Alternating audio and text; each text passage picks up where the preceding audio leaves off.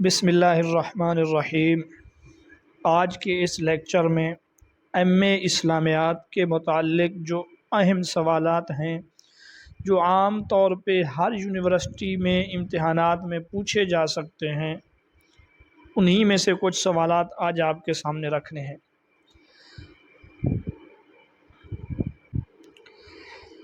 تو آج کا جو پہلا سوال ہے وہ یہ ہے، تدوین حدیث کی ضرورت کیوں پیش آئی؟ یعنی احادیث لکھنے کی ضرورت کس وجہ سے پیش آئی؟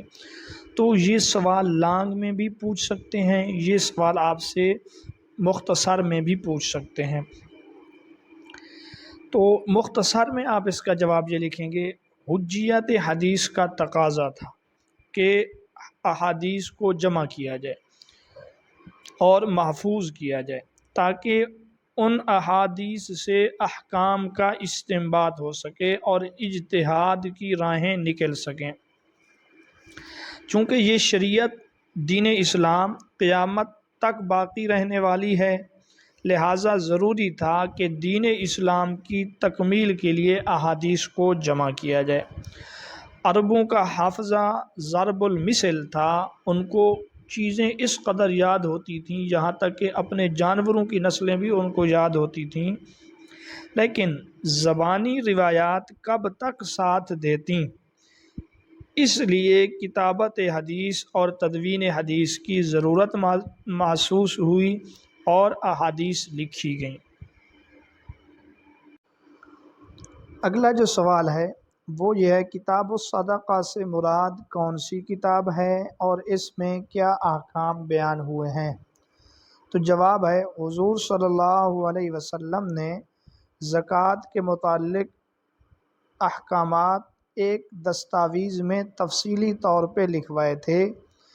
اس دستاویز کو کتاب الصدقہ کہتے ہیں۔ حضرت عبداللہ بن عمر رضی اللہ تعالیٰ عنہ کے مطابق آپ صلی اللہ علیہ وسلم نے کتاب الصدقہ لکھوائی اور ابھی اپنے گورنروں کو بھیجنے نہ پائے تھے کہ آپ صلی اللہ علیہ وسلم کا وصال پر ملال ہو گیا۔ اس کے بعد خلفائے راشدین نے اس پر عمل کیا۔ زکوٰۃ کی تفصیلات اور زکوٰۃ کے متعلق احکامات کے لیے آپ صلی اللہ علیہ وسلم نے ایک صحیفہ، ایک رسالہ یا ایک دستاویز لکھوائی، اس کو کتاب الصدقہ کہتے ہیں، کہ جو عالم اسلام کی حکومت پھیلتی جا رہی تھی ان لوگوں کے پاس یہ کتاب بھیجی جائے تاکہ ان کو پتہ چلے کتنے مال میں سے زکوٰۃ لیں، کیا زکوٰۃ لیں، اونٹ پر کیا زکوٰۃ ہے، بکری پر کیا زکوٰۃ ہے۔ لیکن ابھی تک لکھنے کے بعد وہ یمن یا دیگر جو مسلمانوں کے قبضے میں علاقے تھے وہاں عاملوں کے پاس بھیج نہیں پائے تھے کہ آپ صلی اللہ علیہ وسلم رخصت ہو گئے۔ اس کے بعد حضرت ابوبکر اور حضرت عمر رضی اللہ تعالی عنہما نے ان کے اوپر عمل کیا، ان کو ادھر ادھر اطراف ممالک میں یہ کتاب بھجوا دی انہوں نے۔ اگلا سوال یہ ہے، صحیفہ صحیحہ کن کی طرف منسوب ہے؟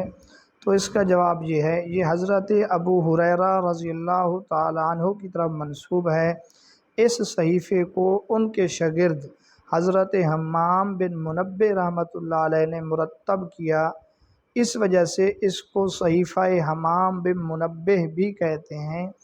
اس صحیفہ میں کل 138 روایات تھیں۔ اگلا سوال، صحیفہ صادقہ سے کیا مراد ہے؟ تو یہ حضرت عبداللہ بن عمر بن عاص رضی اللہ تعالی عنہ کا تیار کردہ صحیفہ ہے، اس کا نام ہے صادقہ۔ اسد الغابہ یہ ایک کتاب کا نام ہے، میں ان کا قول نقل کیا گیا ہے کہ صادقہ ایک صحیفہ ہے جو میں نے رسول اللہ صلی اللہ علیہ وسلم سے سن کر لکھا ہے۔ اس میں وہ کچھ ہے جو میں نے رسول اللہ صلی اللہ علیہ وسلم سے سنا اور میرے اور ان کے درمیان، یعنی میرے اور رسول اللہ صلی اللہ علیہ وسلم کے درمیان کوئی واسطہ نہیں ہے۔ اگلا جو ہمارا سوال ہے، حدیث جبریل کا موضوع کیا ہے؟ تو اس کا درست جواب ہے ایمانیات۔ حدیث جبریل کا موضوع ایمانیات ہے۔ اگلا سوال، حدیث جبریل کے مطابق اسلام کیا ہے؟ تو اس کا جواب یہ ہے، اس حدیث کے مطابق اسلام سے مراد ارکان اسلام ہے، یعنی کلمہ، نماز، زکوٰۃ، روزہ اور حج، یہ چیزیں ارکان اسلام ہیں۔ حدیث جبریل میں جب حضرت جبریل امین نے ارکان اسلام کے بارے میں سوال کرتے ہوئے عرض کیا مل اسلام، اسلام کیا ہے، تو آپ صلی اللہ علیہ وسلم نے ان کے جواب میں یہی چیزیں ارشاد فرمائیں۔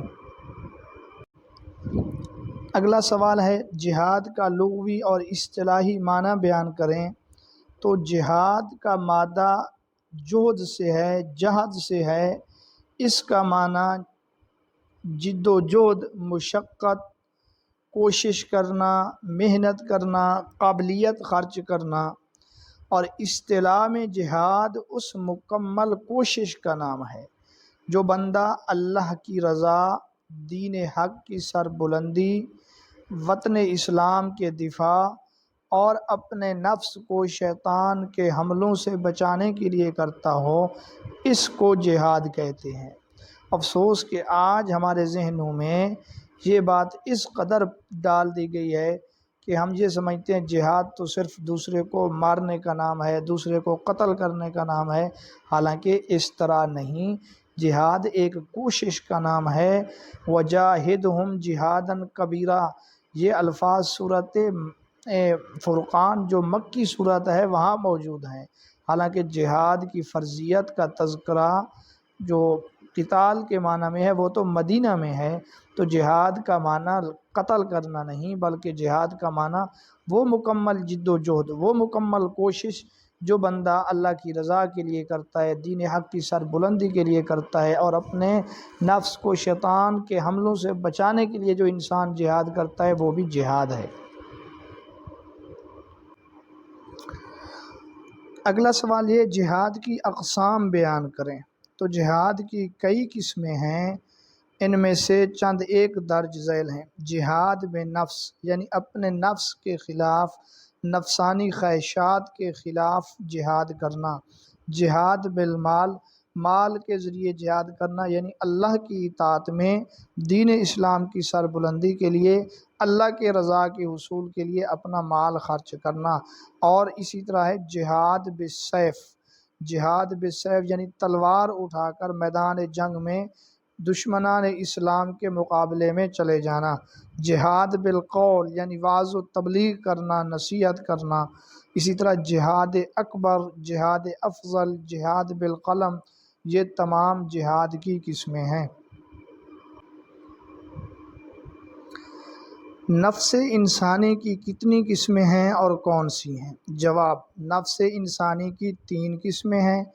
ایک قسم کو کہتے ہیں نفس امارہ، سورۃ یوسف میں اس کا تذکرہ ہے، برائی پر ابھارنے والا نفس۔ اور دوسرے نمبر پر ہے نفس لوامہ، اس کا ذکر سورۃ قیامہ میں ہے، لا اقسم بیوم القیامہ ولا اقسم بالنفس اللوامہ، یعنی ملامت کرنے والا نفس۔ اور تیسرے نمبر پر ہے نفس مطمئنہ، آخری پارہ سورۃ فجر میں اس کا تذکرہ ہے، مطمئن نفس، ٹھیک ہے، یا ایتھا النفس المطمئنہ۔ تو نفس کی جو پہلی قسم ہے یہ برے اور کافروں کی نفس ہوتی ہے جو ہر وقت بندے کو برائی پر ابھارتا رہتا ہے۔ اور ملامت کرنے والے نفس کا مقصد یہ ہے کہ یہ ان بندوں کے نفس کو کہتے ہیں جن سے گناہ وغیرہ ہو جاتے ہیں لیکن پھر نفس ان کو ملامت کرتا ہے یہاں تک کہ وہ توبہ کر لیتے ہیں۔ اور نفس مطمئنہ، بالکل مطمئن نفس، وہ انبیاء کرام کا نفس ہے یا صدیقین کا نفس ہے۔ کہا جاتا ہے اللہ کے جو نیک بندے ہیں ان کا نفس بھی بعد از وفات نفس مطمئنہ میں منتقل ہو جاتا ہے۔ آداب جہاد بیان کریں۔ تو آداب جہاد، حضرت صدیق اکبر رضی اللہ تعالی عنہ نے لشکر اسامہ کو ملک شام کے لیے الوداع کرتے وقت جہاد کے متعلق کچھ ہدایات ارشاد فرمائی تھیں، ان کو آداب جہاد میں آپ شمار کر سکتے ہیں۔ مثلا اللہ کا نام لے کر اللہ کے راستے میں نکل پڑو، یہ جہاد کے لیے سب سے بڑا ادب ہے کہ نیت خالص ہو۔ امانت میں خیانت نہ کرو، یعنی مال غنیمت وغیرہ مل جائے تو اس میں خیانت نہ کرو، بدعہدی اور بے وفائی کی عادت نہ ڈالو، دشمن سے معاہدہ ہو جائے تو پھر وہاں بے وفائی کی اجازت نہیں ہے، جو دشمن مغلوب ہو جائیں، چاہے تمہارے پاس قیدی بن جائیں، چاہے مقابلے میں قتل ہو جائیں، ان کے ناک، کام اور دوسرے اعضاء نہ کاٹو۔ اسی طرح میدان جنگ میں بوڑھوں، بچوں اور عورتوں کو قتل نہ کرو، فصلیں نہ اجاڑو، مذہبی لوگوں کو جن کا دنیا داروں سے کوئی تعلق نہیں، جس طرح راہب ہو جائیں، اسقف ہو جائیں، تو ان کو قتل نہ کرو۔ یہ جہاد کے آداب ہیں۔ بیع ملامسہ کی تعریف کریں۔ یہ سوال سابقہ یونیورسٹیوں میں بھی آیا ہوا تھا۔ بیع یہ لمس سے ہے جس کے معنی چھونے کے ہیں۔ زمانہ جاہلیت میں رسم تھی، جب کوئی شخص کسی چیز کو خریدنے یا بیچنے کا ارادہ کرتا تو ایک شخص دوسرے شخص کا ہاتھ یا کپڑا چھو کر واپس کر دیتا، اسی طرح سودا طے ہو جاتا۔ اس طریقہ کار میں چونکہ خریدی اور بیچی جانے والی چیز سامنے نہیں ہوتی تھی، اس میں نقصان کا احتمال ہوتا تھا، اس لیے شریعت نے اس بیع کو جائز قرار نہیں دیا۔ اگلا سوال یہ ہے، لا تلقوا الرکبان، اس سے کیا مراد ہے؟ تو رکبان سے مراد وہ لوگ ہیں، وہ قافلے مراد ہیں جو سامان تجارت اونٹوں پر لاد کر شہر لاتے تھے۔ تو آپ صلی اللہ علیہ وسلم کے اس فرمان کا مقصد یہ ہے کہ تاجر جو مال باہر سے لا رہا ہو، اس کے شہر میں پہنچنے سے پہلے باہر جا کر خریدنا جائز نہیں ہے۔ یہ ممانعت اس صورت میں ہے جب شہر میں اس چیز کی قلت ہو، شہر والوں کو سخت ضرورت ہو اور وہ تاجر کو شہر کے غلط نرخ بتا کر خریدے، یعنی جب وہ قافلہ جو شہر میں آ رہا ہے، ایک بڑا پیسے والا جا کے وہ چیز خرید لے، ادھر شہر میں اس کی سخت ضرورت ہے، لہٰذا وہ شہر والوں کی اس مجبوری سے فائدہ اٹھاتے ہوئے اس چیز کو مہنگی طور پہ بیچے گا، اس لیے آپ صلی اللہ علیہ وسلم نے اس کام کے کرنے سے منع کیا ہے۔ اگلا سوال یہ ہے، لا یبیع حاضر لباد، اس کے کیا معنی ہیں؟ تو اس کا مفہوم اور معنی یہ ہے، شہری دیہاتی کے لیے تجارت نہ کرے۔ اس کی صورت یہ ہے کہ دیہاتی کوئی چیز فروخت کرنے بازار آئے اور وہ قیمت سے ناواقف ہو، اس دوران کوئی شہری اسے کہہ دے کہ تم میرے پاس اپنا مال رکھ دو، مناسب قیمت پر فروخت کر کے اس کی قیمت تمہیں دے دوں گا۔ جب وہ زیادہ قیمت میں مال بیچتا ہے تو عام خریداروں کو نقصان ہوتا ہے اور نفع ایک شخص کے ہاتھ میں آتا ہے، اس وجہ سے یہ چیز جائز نہیں ہے۔ اس کو کہتے ہیں لا یبیع حاضر لبادی، کہ کوئی شہری کسی دیہاتی کے لیے تجارت نہ کرے۔ بیع کی مزید اقسام ہیں، انشاءاللہ اگلے لیکچر میں وہ ہم آپ کے سامنے رکھیں گے۔